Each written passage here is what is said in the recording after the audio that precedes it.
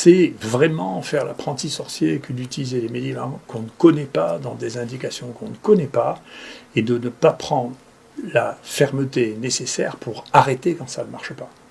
Donc ça, cette utilisation persistante, persévérante, en particulier dans ce pays du Remdesivir, est une faute.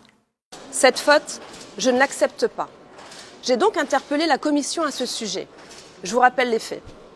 Bruxelles a signé le 8 octobre 2020 un contrat avec le laboratoire américain Gilead pour pouvoir acheter 500 000 doses de Remdesivir à 2 000 € la dose intraveineuse, soit 1 milliard d'euros au total.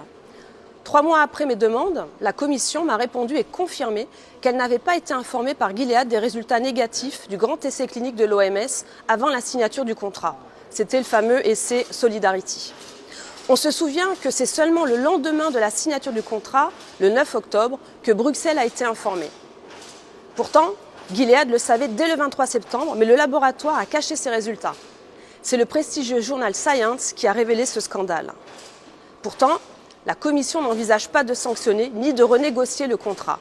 Pire, la Commission n'envisage pas de punir Gilead pour avoir caché des informations de santé publique, des informations ayant un impact sur votre santé, sur celle de vos parents ou de vos grands-parents. Alors, incompétence ou conflit d'intérêts ? Le professeur Raoult a rappelé que les doutes sur l'efficacité de ce produit sont connus depuis février 2020. L'OMS avait retiré le Remdesivir le 4 septembre 2020 et ses recommandations. Alors pour le Remdesivir, c'est vraiment une erreur.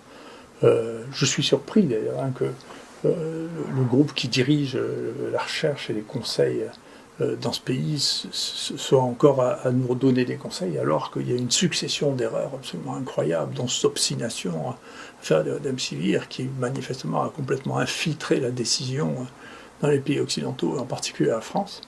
Je suis d'accord avec ma compatriote Ségolène Royal qu'il faudra bien à un moment que l'État et l'Europe fassent une enquête sur ce qui s'est passé avec le Remdesivir, parce qu'on sait depuis très longtemps que ça ne marche pas. Ça ne marche pas. On en a acheté pour des milliards alors qu'on savait que ça ne marchait pas. On l'a distribué alors qu'on savait que ça ne marchait pas.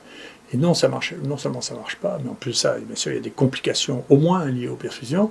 Et en plus, c'est un médicament qui entraîne des surmutations chez les patients qui en reçoivent et qui sont porteurs du virus pendant un certain temps.